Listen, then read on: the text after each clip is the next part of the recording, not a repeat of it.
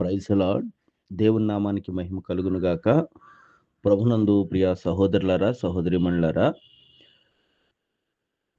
ఈ 15వ తారీఖు బుధవారపు ఉదయకాల శుభాలు మీ అందరికీ హృదయపూర్వక వందనాలు తెలియజేస్తున్నాను. వాక్యాన్ని చదువుకొని ప్రార్థన చేసుకుందాం. నా సహోదరులారా, ముఖ్యమైన సంగతి ఏదనగా ఆకాశము తోడని గాని, భూమి తోడని గాని, మరి దేని తోడని గాని ఒట్టు పెట్టుకొనక మీరు తీర్పు పాలు కాకుండానట్లు అవునంటే అవును, కాదంటే కాదు అని ఉండవలెను. యాకోబు పత్రికలో 5వ అధ్యాయం 12వ వచనంలో ఈ విలువైన మాటలు మనం ఆలోచన చేసి ధ్యానం చేస్తే, ప్రతి చిన్న విషయానికి ప్రమాణం అనేది చాలామంది చేస్తూ ఉంటారు. ఒట్టు అనేది పెట్టుకుంటూ ఉంటారు. దేవుని విషయానికి వచ్చిన ఇక ఎన్నో వాగ్దానాలు లేకపోతే ఎన్నో ప్రమాణాలు నేను ఈ వారం నుంచి, ఈ నెల నుంచి, ఈ సంవత్సరం నుంచి, ఈ రోజు నుంచి అని చేసిన ప్రమాణాలు నిలవలేక తప్పిపోయేవారుగా అనేక మందిగా మనం ఉన్నాం. అలా కాకుండా ఒట్టు అనేది పెట్టుకోవద్దు అని దేవుడు చెప్తున్నాడు. ఎందుకు ఆకాశము తోడని ఒట్టు పెట్టుకోవద్దు అంటే, ఆకాశము ఆయన సింహాసనము, భూమి ఆయన పాదపీఠమై ఉంటుండగా ఆకాశము తోడని గాని, భూమి తోడని గాని ఒట్టు పెట్టుకోవద్దు. యెరూషలేము తోడనొద్దు, అది మహారాజు పట్టణం అని ప్రభు చెప్తున్నాడు.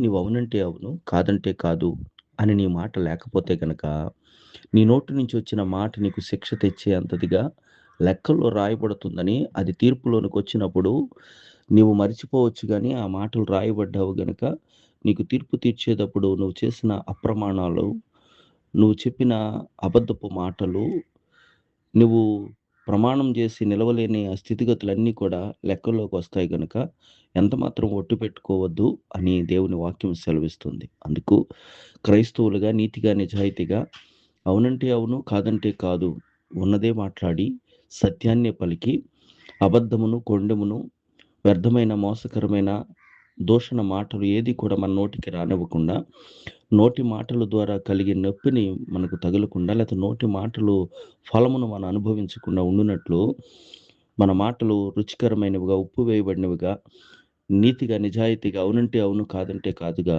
ఉండునట్లు ఒట్టులు మాని, అప్రమాణం మాని, యథార్థంగా ఉండి దేవుని మెప్పును పొందటానికి పరిశుద్ధాత్మ దేవుని సహాయ సన్నిధి మనందరికీ అనుగ్రహింపబడును గాక.